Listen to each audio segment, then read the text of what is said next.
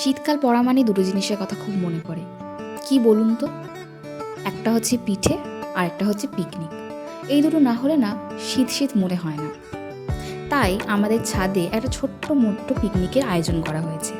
এই দেখুন, পিকনিকে এখানে প্রথমে স্টার্টারের আয়োজন চলছে। এখানে মাটির উনুনে চলছিল কাবাব, চিকেন আর চিংড়ির কাবাব চলছিল, আর নিচে ভাজা হচ্ছিল চিকেন পকোড়া।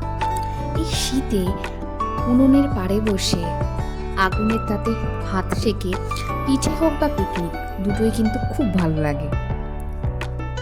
কাবাব আর পাকোড়া যাই হোক না কেন, এক লট করে নামছে আর সাথে সাথে ফিনিশ। এই শীতে তোমরা কে কতগুলো পিকনিক করলে অবশ্যই আমার কমেন্ট বক্সে কমেন্ট করে জানিও। এই পিকনিকের সবচেয়ে মজার ব্যাপারটা কি জানো? সবাই সবার ছোট ছোট কাজে ব্যস্ত।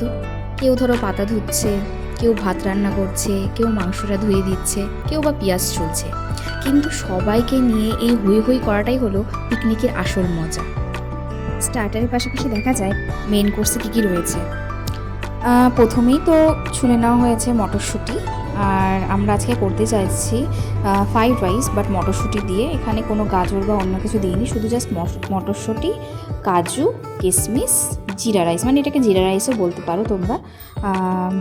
এদিকে জিরা রাইস হচ্ছে, প্রায় হয়েই এসছে। এবার ঘি দিয়ে জিরা রাইসটাকে নামিয়ে নেব।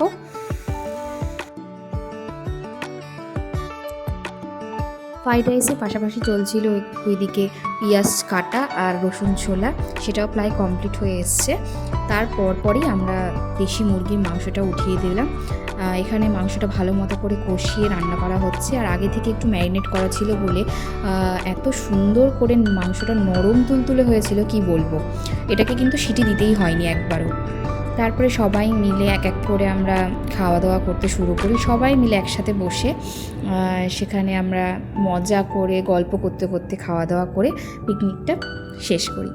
আমাদের তো ভালোই মজা হয়েছে।